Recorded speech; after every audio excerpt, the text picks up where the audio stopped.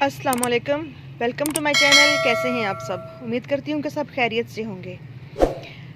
जी, आज मैं आपके साथ बात करूँगी रेननकुलस पे।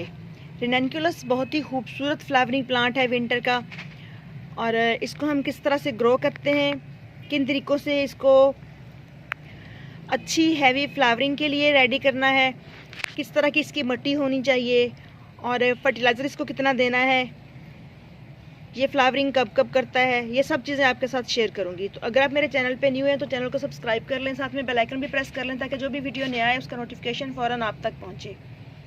जी तो फ्रेंड्स, रेननकुलस बहुत खूबसूरत विंटर फ्लावरिंग प्लांट, इसको हम राइजोम के ज़रिए भी ग्रो कर सकते हैं। इसके ट्यूबर्स होते हैं और इस तरह से उनके नीचे को जड़ें होती हैं और छोटे छोटे से ट्यूबर होते हैं इसके, उनको आप राइजोम भी कह सकते हैं।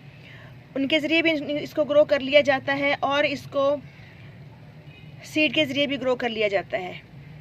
तो इसको ग्रो करने के लिए ठंडा मौसम चाहिए होता है, यानी कि स्पेशली सर्दियों का जो फ्लावरिंग प्लांट है ये, तो आप इसको अक्टूबर में लगा सकते हैं, सितंबर के एंड में और अक्टूबर के महीने में।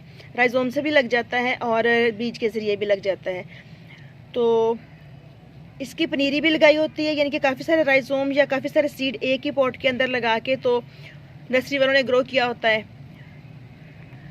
इसके अलावा आप अगर चाहें तो ऑनलाइन सीड्स मंगवा के या ऑनलाइन इसके राइजोम्स मंगवा के भी आप इसको ग्रो कर सकते हैं, और बहुत ज़्यादा देखने में खूबसूरत लगता है ये फ्लावर, और बिल्कुल जैसे गुलाब होता है, बल्कि गुलाब से भी खूबसूरत लगता है। और इसकी पत्तियों की तो जो तादाद है वो भी गुलाब से काफ़ी ज़्यादा है।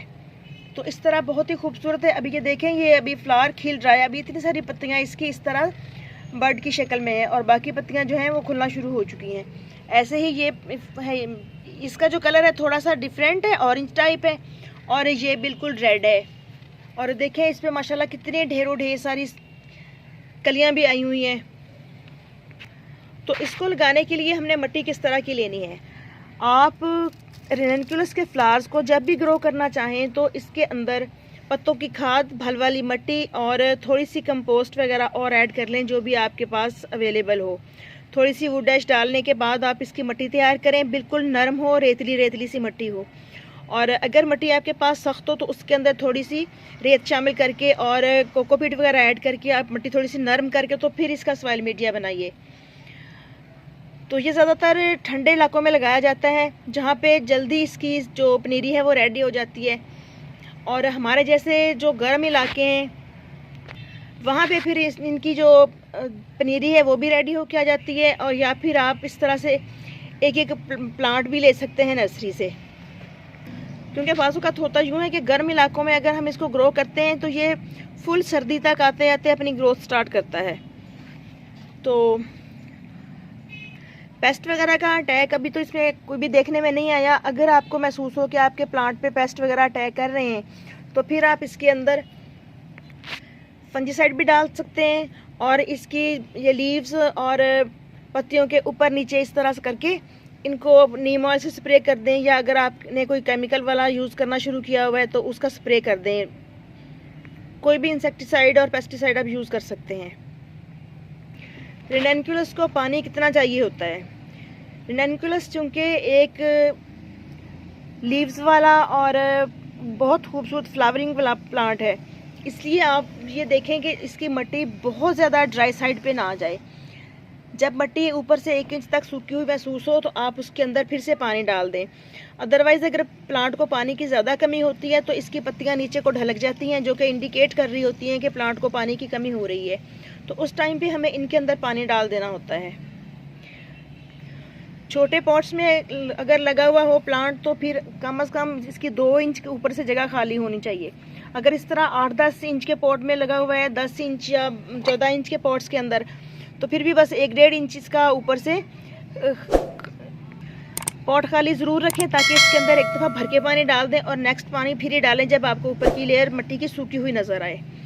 तो इस तरह आपका प्लांट बार बार अंडर वाटरिंग या ओवर वाटरिंग की तरफ भी नहीं जाएगा, क्योंकि अगर फ्लावरिंग प्लांट बहुत ज़्यादा पानी की कमी का शिकार होते हैं तो इसकी बर्ड्स गिरना शुरू हो जाती हैं, और अगर बहुत ज़्यादा कम पानी देंगे तो भी इसकी बर्ड्स वहीं पे सूखना शुरू हो जाती हैं और जो फूल है वो भी बहुत जल्द मुरझा जाते हैं।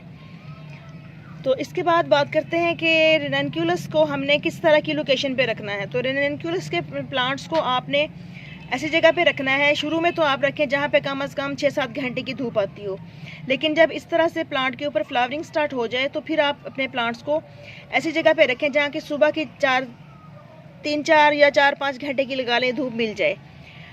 और फिर जैसे ही देखें कि आपका प्लांट फ्लावरिंग कर रहा है और गर्मियाँ बहुत ज़्यादा हो रही हैं तो फिर आप इसको नेट के नीचे भी रख सकते हैं जहाँ पे छन के इस पर धूप आए। और अगर आप इसको खूबसूरती के लिए किसी और बकेट में रख के पॉट्स को इंडोर प्लांट करना चाहते हैं, तो आप गेस्ट वगैरह आ रहे हैं और आपने घर को खूबसूरत सा डेकोर करना है, तो आप एक दिन के लिए चाहें तो इसको अंदर भी रख सकते हैं किसी भी बकेट वगैरह में डाल के, या पॉट अगर खूबसूरत है आपने जिसमें लगाया हुआ है प्लांट तो उनको आप अंदर रख लें। और जैसे ही फिर आपको लगे कि अब प्लांट को उसकी वापस जगह पे पहुंचा देना चाहिए तो फिर अपने प्लांट्स को वापस उसके पसंदीदा एटमॉस्फेयर में ले आएँ जहाँ पे इसको सुबह की 4-5 घंटे की धूप मिले, उसके बाद इस पर शेड आ जाए।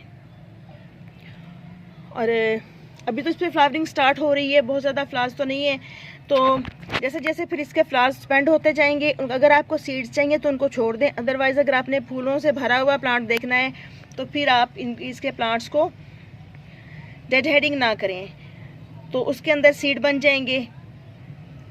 लेकिन मेरे ख्याल में अभी स्टार्टिंग है तो इसलिए इनके जो स्पेंट फ्लावर होंगे उनको कट कर देना चाहिए। इसके बाद जब आप देखेंगे फ्लावरिंग जो है वो कम होती जा रही है तो फिर आप अगर चाहें तो छोड़ सकते हैं फूलों को, ताकि इनके ऊपर सीड बन जाए। और इस प्लांट के नीचे फिर राइजोम से बन जाते हैं, उनको आप टाइम आने पे निकाल के तो सेव कर सकते हैं छाँव में सुखा के।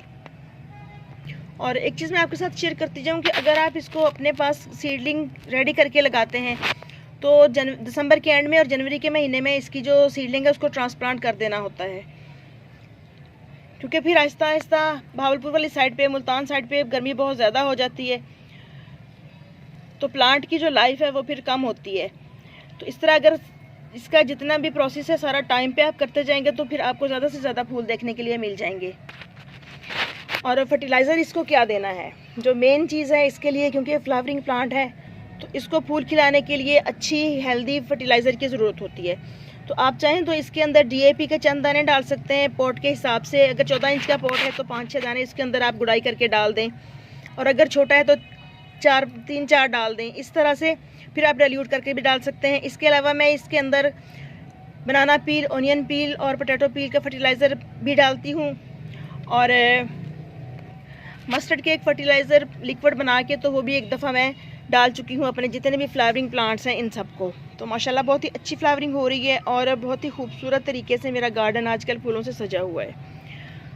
तो इजाज़त दीजिए, इंशाल्लाह फिर मिलते हैं किसी नेक्स्ट वीडियो में नेक्स्ट टॉपिक के साथ। दुआओं में याद रखिएगा और चैनल को सब्सक्राइब करना मत भूलिएगा।